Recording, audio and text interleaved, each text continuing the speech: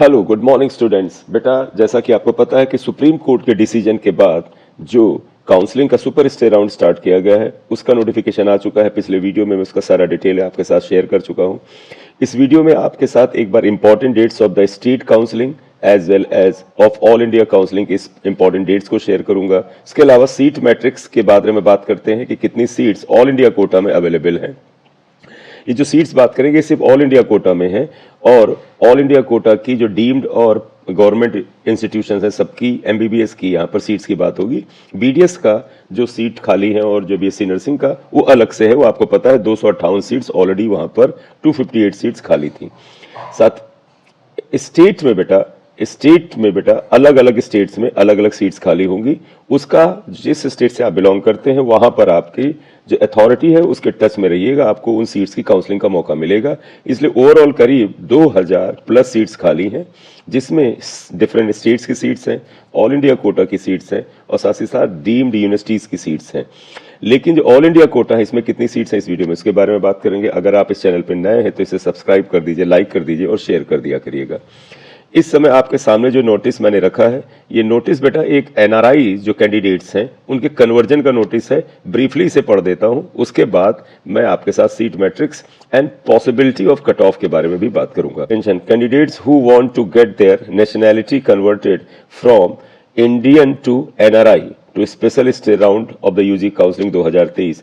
जो लोग अपने को इंडियन कैंडिडेट से एनआरआई कैंडिडेट्स में कन्वर्जन चाहते हैं उनके लिए एक नोटिस यहाँ पर है। आपको पता है बेटा कुछ सीट्स एनआरआई के लिए रिजर्व होती हैं। वैसे मैं यहाँ पर मेन बातें पढ़ देता हूँ। It is for the information of candidates who are claiming to be NRI as the directions and order of honourable supreme Court of India in case of this and this versus Union of India. एक जो supreme court में case था उसका यहाँ पर reference दे रहे हैं। Such candidate should send their relevant document as mention below. ऐसे कैंडिडेट्स जो इंडियन से एनआरआई में कन्वर्जन चाहते हैं वो कुछ डॉक्यूमेंट्स का यहाँ पर विवरण दे रहे हैं, वो आपको भेजना है। In support to their claim to change nationality from Indian to NRI. अगर आप चाहते हैं आप एनआरआई में कन्वर्जन और उसका लाभ, तो आपको कुछ डॉक्यूमेंट्स भेजने होंगे। वो डॉक्यूमेंट्स का जो टाइम लिमिट है वो ये है 12 नून 31 से लेकर के 12 नून 1 नवंबर। आज 1 नवंबर को 12 बजे दोपहर तक आप भेज सकते हैं।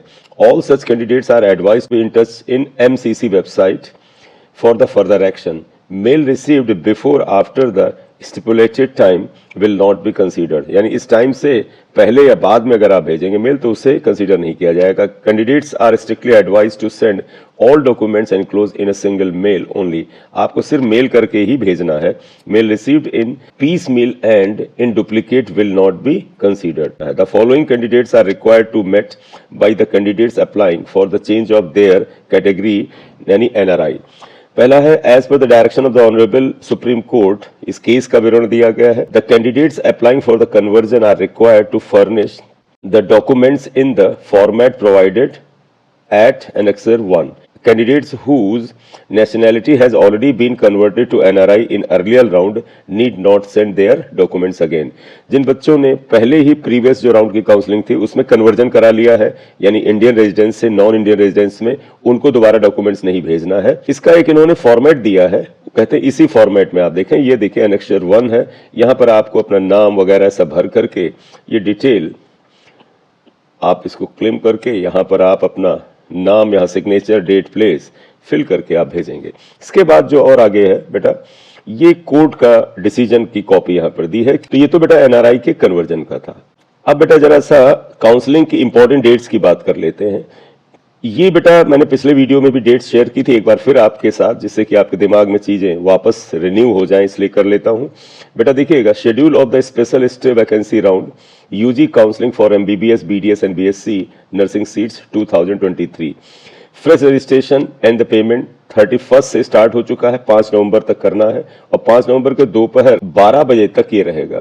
लेकिन पेमेंट की फैसिलिटी बेटा आपको 5 नवंबर को दोपहर 3 बजे तक अवेलेबल रहेगा। तो 6 डेज का टाइम आपको रजिस्ट्रेशन और पेमेंट का है। चॉइस फिलिंग एंड लॉकिंग का टाइम 1 नवंबर से 5 नवंबर को ही है। चॉइस लॉकिंग आप जो है वो 5 नवंबर को शाम को 4 बजे से लेकर के रात को 12 बजने में 1 मिनट पहले तक कर सकते हैं। इसके बाद प्रोसेसिंग ऑफ सीट अलॉटमेंट 6 और 7 नवंबर को सीट अलॉटमेंट का प्रोसेस हो जाएगा। पब्लिकेशन रिजल्ट 7 तक आ जाएगा और उसके बाद 8 तारीख से 15 तारीख को आप रिलेटेड कॉलेज में जिसमें आपको सीट मिली है उसमें जाके एडमिशन ले सकते हैं। ये नोटिस मैंने पहले ही बता दिया था। एक नोट यहाँ पर दिया, इन्होंने कहा है कि संडे और सैटरडे भी वर्किंग डेज लिए माने जाएंगे। क्यों? क्योंकि टाइम कम है, इसलिए हर इंस्टीट्यूट जो है जहां पर एडमिशन का प्रोसेस होगा सैटरडे और संडे को भी उन्हें एडमिशन की प्रक्रिया करनी होगी। इसलिए अगर आपको बेटा सीट मिलती है तो संडे और सैटरडे को आप वीक ऑफ मत मानिएगा, उस दिन जाके भी आप प्रक्रिया कर सकते हैं। तो ये काउंसलिंग बेटा ऑल इंडिया कोटा के लिए है। जो एमसीसी काउंसलिंग कराती है उसका ये आपकी डेट्स हैं। इसके अलावा एक और नोटिस है, उसको आपके साथ शेयर कर लेते हैं। ये आइएगा, इस नोटिस में बेटा आप देखिएगा, इसमें ये शेयर किया गया है कि स्पेशल स्टे राउंड जो है इसमें स्टेट को कौन सी काउंसलिंग की डेट्स होंगी, क्योंकि एमसीसी ने स्टेट्स को भी इस बारे में बता दिया है। देखिएगा, special stay vacancy round schedule 2023 all India quota, deemed universities, central universities, AIIMS, JIPMER seats and state quota, सभी के बारे में यहां पर डिटेल दिया है। Schedule for the admission, central counselling का इधर शेड्यूल है और स्टेट काउंसलिंग का इधर शेड्यूल है। हम आपके लिए बेटा ये सेंट्रल काउंसलिंग पहले पढ़ रहे हैं, आप राइट वाला पोर्शन अभी मत पढ़िएगा, ठीक है?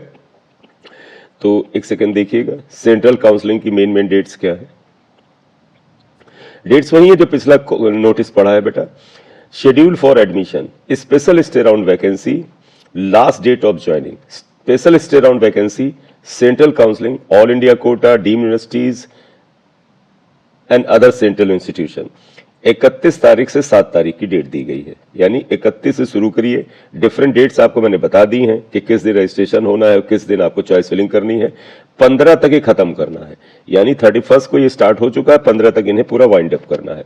स्टेट काउंसलिंग की डेट्स देखिएगा, 7 नवंबर से 10 नवंबर है, यानी 31 से 7 के बीच में स्टेट्स नहीं करेंगे counselling.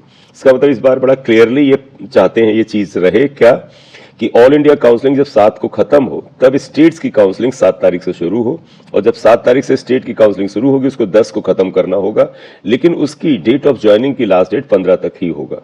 Starting of joined candidates data by the MCC for weeding out by the states 7th of the नवंबर। मतलब जब एमसीसी की ऑल इंडिया काउंसलिंग बेटा होगी उसमें जिन कैंडिडेट्स को सीट्स मिल जाएंगी उसकी शेयरिंग ये डिफरेंट स्टेट से करेंगे कि इन बच्चों को ऑल इंडिया कोटा में सीट मिल गई है तो इनको आप स्टेट में काउंसलिंग से बाहर कर दें। तो इस बार ये चाहते किसी तरह की भी सीट ब्लॉकिंग नहीं होनी चाहिए। 7 नवंबर तक ऑल इंडिया कोटा की काउंसलिंग है, 7 नवंबर से ही बेटा प्रोसेस स्टेट का शुरू होगा और कोई भी बच्चा जो ऑल इंडिया में सीट पा चुका है वो स्टेट में नहीं ले सकता है, ठीक है? ये एक नोट देख लीजिएगा, state counselling authorities are directed to conduct the seat processing for the special stay vacancy round of the states after weeding out the candidates allotted in the special stay vacancy round of the MCC. वही बात जो आपको मैंने बताया है कि state quota में जो सीट्स हैं उसमें स्टेट अथॉरिटीज को ये बताया गया है कि जो सीट्स ऑल इंडिया की एमसीसी की जो काउंसलिंग है उसमें जिनको सीट्स मिलेंगी उनको वो उसमें कंसीडर ना करें और इस चीज का ध्यान रखें। एक और नोट है, देख लीजिएगा, for ensuring faithful obedience of the time schedule and also keeping in view the limited time available for conducting the counseling, all participating institute and colleges are directed to treat all Saturdays and Sundays and gazetted holidays as the working days। यानी क्योंकि time कम है और इस बीच में आपको पता है दिवाली वगैरह त्योहार भी आ रहा है, तो इस वजह से कह रहे हैं सिर्फ सैटरडे संडे ही नहीं बल्कि गजटेड हॉलीडेज को भी होगा, उसको भी वर्किंग डेज लेना पड़ेगा। तो इसलिए बेटा अगर किसी दिन छुट्टी है उस दिन भी आपका एडमिशन होगा, करेक्ट। तो ये आपका डिफरेंट स्टेट्स की क्या काउंसलिंग की पॉसिबिलिटी है ये बताया गया।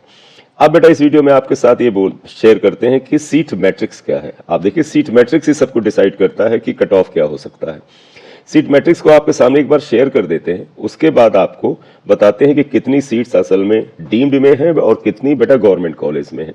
सीट मैट्रिक्स आप देख लीजिएगा, ए अल्फाबेट से आंध्र प्रदेश से शुरू किया है।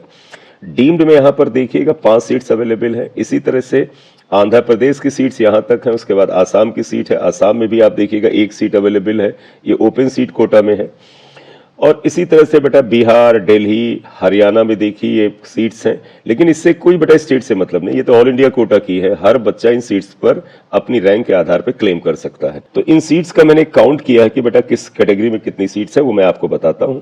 तो आप इन सीट्स को डिफरेंट स्टेट्स में देख सकते हैं। हालांकि इसका स्टेट काउंसलिंग से कोई लेना देना नहीं है। तमिलनाडु में आप देखिएगा डीम्ड में सीट्स काफ़ी हैं बेटा, तो लगता है प्राइवेट में सीट्स है। देखिए तमिलनाडु यहाँ अच्छा खासा भरा हुआ है, ये सब तमिलनाडु है बेटा। यहाँ पे भी देखिएगा ये तमिलनाडु है, तो तमिलनाडु में तो अच्छी खासी सीट्स हैं। इसमें भी देखिए 15-15, 30 तो डीम्ड में यहीं मिल जा रही हैं तमिलनाडु में। तो डीम्ड में तो 156 में 30 तो तमिलनाडु में यहीं पे दिख जा रही है। तमिलनाडु देखिए यहाँ भी भरा पड़ा हुआ है। यहाँ पे भी देखिए डीम्ड की 4 सीट्स हैं। डीम्ड में इसका मतलब लगता है 50% के आसपास सीट्स हैं। यूपी में भी खाली हैं, यहाँ पर आप देखिएगा यूपी में भी 1 2 3 4 5 जगहों पर कॉलेज में है। राम मनोहर लोहिया, इसमें ऑल इंडिया कोटा के थ्रू एमबीबीएस की ओपन कैटेगरी की एक सीट है। आरएमएल लखनऊ में एक सीट खाली। अब इसका मतलब है वो बच्चा जिसकी रैंक 23,500 24,000 के पास ओपन कैटेगरी में, राम मनोहर लोहिया में भी ऐसा एक बच्चा सीट पा जाएगा। इसके बाद गवर्नमेंट मेडिकल कॉलेज बदायूं में भी एससी कैटेगरी की एक सीट खाली है। Jawaharlal Nehru medical college AMU में जो ओपन सीट कैटेगरी है उसमें भी एक सीट खाली है और ये ओपन कैटेगरी की है। तो एक सीट बेटा एएमयू में है, एक बदायूं में है। एएमयू में एक सीट है, बदायूं का जो मेडिकल कॉलेज गवर्नमेंट है उसमें एक सीट है और वो एससी कैटेगरी की सीट है।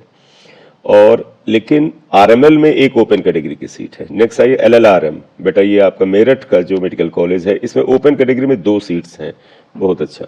इसके अलावा महारानी लक्ष्मीबाई जो झांसी का मेडिकल कॉलेज है इसमें ओपन कैटेगरी की एक सीट है। तो यूपी के अंदर अगर आप देख लें तो ओपन में 2, एक 3, एक 4 और एक 5। ओपन कैटेगरी में यूपी में 5 एमबीबीएस की सीट्स खाली हैं और एक सीट जो है वो एससी की खाली है। तो जो बच्चे यूपी के आसपास के इंटरेस्टेड है और आपकी रैंक बेटा आपको पता है कि जो जनरल कैटेगरी का कट ऑफ जो था वो लगभग 23,562 पे शायद गया था और ओबीसी का 23,575 पे गया था। आप एक बार एग्जैक्टली याद नहीं, आप देख लीजिएगा। तो उम्मीद है कि कट ऑफ इससे ऊपर कहां तक जाएगा अभी वीडियो के एंड में बात करते हैं कि एक्सपेक्टेड कट ऑफ क्या हो सकता है। हालांकि ऐसे राउंड में गैस नहीं किया जा सकता। हाँ ये है कि आप ये सोचो कि कोई बच्चा जो इससे बेहतर रैंक वाला क्या जाएगा, तो आपको पता है नोटिफिकेशन में बताया गया कि पहले सीट अगर आपने कहीं पाई है या होल्ड कर रखी हो, चाहे स्टेट कोटा में हो या फिर ऑल इंडिया कोटा में, पार्टिसिपेट नहीं कर सकते। तो किसी बच्चे ने जिसकी रैंक इससे बेहतर है वो वापस यहाँ पार्टिसिपेट नहीं कर सकता। तो इससे ज्यादा वाली रैंक पर इस तरह के बेटा अच्छे मेडिकल कॉलेजेस आपको मिलने का चांस है। तो कुछ बच्चों को तो एक अच्छा फायदा मिलने वाला है कि उनकी रैंक इतनी अच्छी न होने के बावजूद भी इनको इस तरह का बेहतर इंस्टीट्यूट मिल सकता है। ओवरऑल 156 सीट्स हैं। इन सीट्स में डिफरेंट कैटेगरीज की कितनी सीट्स हैं और आप इसके अलावा गवर्नमेंट की कितनी सीट्स हैं वो आपके सामने एक बार टोटल बेटा मैंने किया हुआ वो आपके साथ एक बार डिस्कस कर लें। देखिएगा बेटा इन सीट्स में अगर आप आइए तो जनरल कैटेगरी में पहले तो ये बात कर लें कि गवर्नमेंट में कितनी सीट्स हैं। तो आप देखिएगा गवर्नमेंट मेडिकल कॉलेजेस में लगभग 69 सीट्स हैं। तो government medical colleges how many seats बेटा 69, 69 सीट हैं, ये ध्यान रख लो। डीम्ड में 78 हैं, डीम्ड यूनिवर्सिटीज में 78 सीट्स हैं। एनआरआई कैटेगरी में भी 9 सीट्स हैं। तो इसलिए वो जो मैंने कन्वर्जन वाला पढ़ा है, अगर आप में से किसी के पास एप्लीकेबल है तो आप इसे देख सकते हैं। आपको पता है डीन में कैटेगरी का तो होता नहीं है, तो 78 पूरी की पूरी बेटा कोई भी जाके इसमें डीम्ड के जो रूल्स हैं उसके अकॉर्डिंग एडमिशन ले सकता है। एनआरआई के अपने रूल्स हैं। अब आपके मन में प्रश्न आएगा कि ये जो गवर्नमेंट की 69 सीट्स आ रही हैं इसमें डिफरेंट कैटेगरीज की कितनी सीट्स हैं। तो आप देखिएगा बेटा गवर्नमेंट की 69 सीट्स जो हैं इसमें ओपन कैटेगरी यानी जनरल कैटेगरी की लगभग 36 सीट्स हैं। लगभग इसलिए बोल रहा हूं बेटा काउंटिंग में एक आध की गलती हो सकती है। इसके अलावा ईडब्ल्यूएस की भी एक सीट है। ओबीसी की यहां पर आप सीट देखिएगा 22 सीट्स हैं, ये गवर्नमेंट की बात कर रहे हैं। एससी की गवर्नमेंट मेडिकल कॉलेज में 6 सीट्स हैं लगभग, और एसटी की बेटा 4 सीट्स हैं।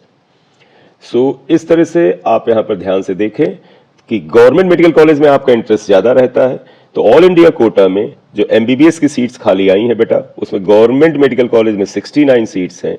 इनमें से बेटा 36 सीट्स जनरल कैटेगरी यानी ओपन कैटेगरी की हैं। ओबीसी की 22 सीट्स हैं, ईडब्ल्यूएस की मात्र 1 सीट है, एससी की 6 सीट्स हैं और एसटी की 4 सीट्स हैं। इस तरह से टोटल बेटा डीम्ड और गवर्नमेंट मेडिकल कॉलेज मिला करके 156 सीट्स हैं। डीम्ड में सबसे ज्यादा बेटा डीम्ड में 78 सीट्स हैं, एनआरआई में 9 सीट्स हैं, और जो आपका गवर्नमेंट मेडिकल कॉलेज है उसमें how many seats are here, 69 seats हैं, 69 सीट्स हैं। इसमें जनरल की 36 सीट्स हैं और इसकी डिफरेंट सीट्स हैं, वो मैंने यहाँ पे बताया, आप देख सकते हैं। ठीक है, आपको बेटा जैसे मैं एक अंदाजा दूं एक्सपेक्टेड कट ऑफ क्या आना चाहिए या कहाँ तक के बच्चों को इसमें पार्टिसिपेट करना चाहिए, तो बेटा आप देखिएगा रजिस्ट्रेशन अमाउंट वगैरह जमा करने के बाद आप जिन बच्चों की रैंक 24,000 है वो जनरल कैटेगरी के हैं और ओबीसी कैटेगरी के हैं, इनको चांस बनता है कि वो सीट पा जाए, क्योंकि 23,562 और 23,575 पर जनरल और ओबीसी का कट ऑफ गया था जो पिछला राउंड था, तो उसमें उम्मीद है कि यहां तक कट ऑफ चला जाए, आपको सीट 24,000 तक के बच्चों को मिल सकता है। प्रेडिक्शन इस लेवल पे बहुत ज़्यादा सटीक नहीं किया जा सकता है। अब आप में से कुछ बच्चों को लगेगा कि हमारी रैंक तो सर 24,000 से थोड़ी सी ज़्यादा है, क्या हम पार्टिसिपेट करें? बिल्कुल करें, क्योंकि प्रेडिक्शन इस जगह सटीक नहीं हो सकता है। और तो बेटा आप यहाँ पर जिनकी रैंक 25,000 तक है और आपको कोई ऐसा रजिस्ट्रेशन अमाउंट जमा करने वगैरह का प्रॉब्लम नहीं है, तो आप इसमें पार्टिसिपेट करिए। तो 25,000 रैंक तक के बच्चों को इसमें पार्टिसिपेट करना चाहिए। मैं जनरल और ओबीसी के लिए बात कर रहा हूँ। ईडब्ल्यूएस में एक सीट दिख रही है और ईडब्ल्यूएस में 25,000 प्लस पिछली बार कट ऑफ गया था, तो ईडब्ल्यूएस में बेटा आपको याद होगा 20,000 के प्लस में कट ऑफ गया था, तो एक सीट है, तो ऑब्वियस सी बात है इससे ऊपर ही जाना चाहिए, क्योंकि इसके बीच वाला बच्चा सीट कहीं ले चुका होगा।